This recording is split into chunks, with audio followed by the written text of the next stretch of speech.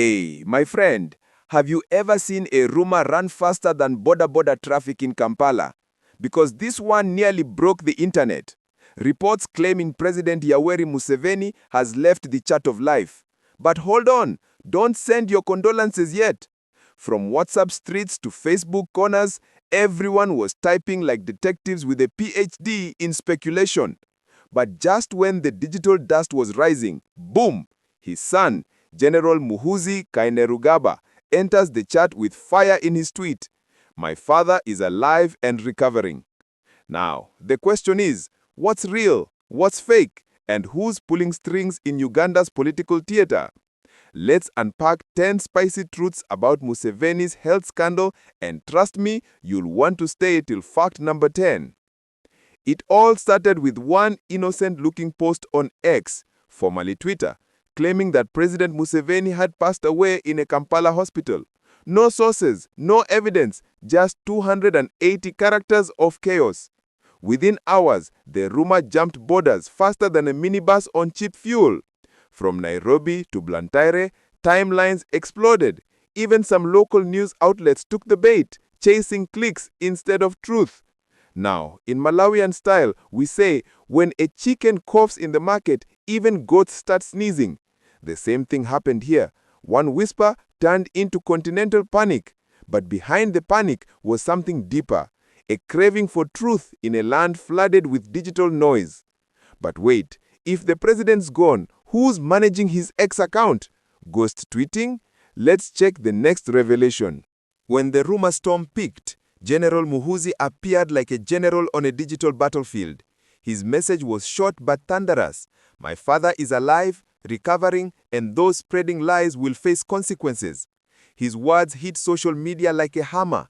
Suddenly, bloggers started deleting posts, and political analysts began acting like they never clicked share.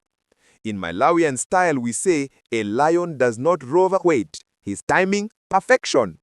But here's where things start boiling, because if Museveni is alive, why the great silence? Museveni, Uganda's political father figure since 1986, suddenly vanished from public view. No live appearances, no new speeches, no trademark cowboy hat waves. The last time people saw him, he looked frail, but not gone. Sources inside State House whispered that he was under medical observation, resting after a short illness. Not dead, not gone, just quietly recharging. In Malawian terms, we say, even a mango tree needs rest after bearing too much fruit. But Uganda's citizens, long accustomed to his daily visibility, felt the absence like a power cut during the news hour.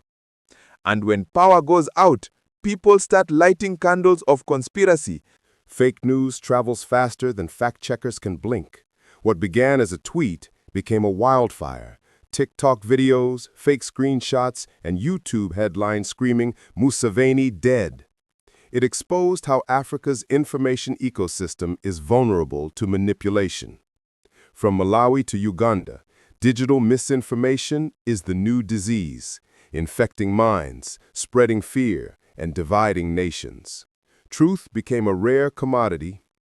But as the elders say in Zomba, you can't hide smoke forever, the fire will show. And soon, the smoke cleared to reveal something deeper. Uganda's struggle with succession and control. Because, my friend, this wasn't just about health. It was about who holds the throne next. Behind every denial, there was a subtext. Muhoozi isn't just a protective son. He's a man under the world's microscope. For years, whispers of Muhoozi Project have floated around, the plan to position him as Uganda's next president. Now this rumor storm has become his leadership test. Would he handle a crisis with grace or aggression? His firm communication, calm demeanor, and patriotic tweets showed one thing: he's ready to lead the conversation, if not the country. As a Malawian might say, when the chief coughs, the prince clears his throat. But Uganda's streets are asking, can a general really wear the civilian crown?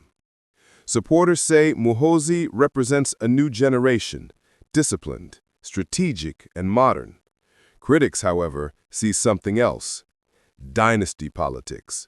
Father-to-son leadership feels too familiar for a continent that craves fresh air. The divide is emotional. Uganda's youth, tired of unemployment and old promises, want change. The elders, however, prefer stability. The tension is real, like two goats fighting over one cabbage leaf. This scandal amplified the big question: is Uganda ready to move beyond the Museveni legacy, or are they still trapped in its shadow? Speaking of shadows, Museveni's absence was noticed in one crucial place. When Museveni skipped a major state burial, the silence grew louder. Representatives stood in for him, but his empty chair told a story.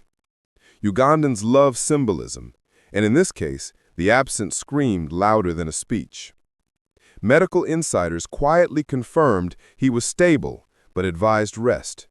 Yet that one moment fed every conspiracy blog from Kampala to Karanga. As Malawians say, if the drum doesn't sound, people will imagine their own rhythm. And that's exactly what happened. Speculation filled the gaps.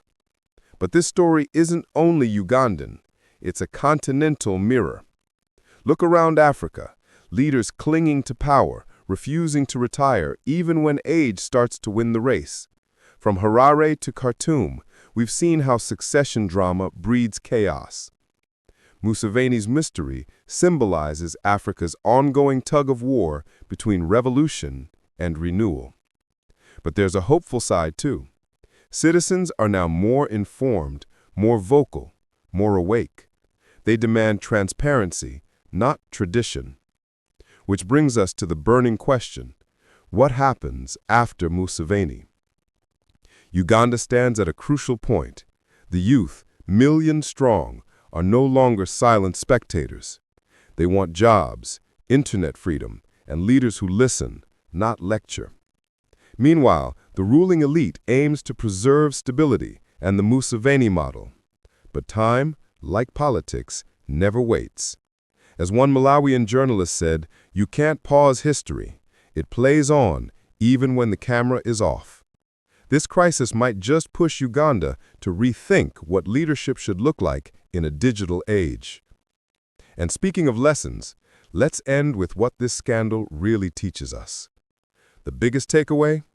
Rumors fade, but truth builds nations.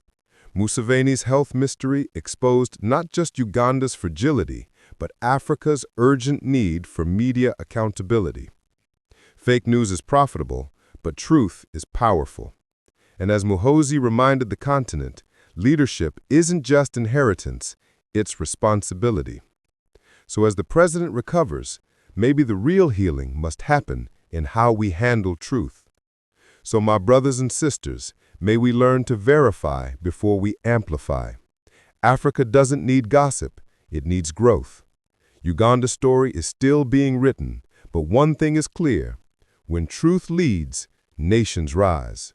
If you believe in honest journalism, hit that subscribe button, tap the bell icon, and join the @GlobalPulse News family, where Africa's heartbeat tells its own story.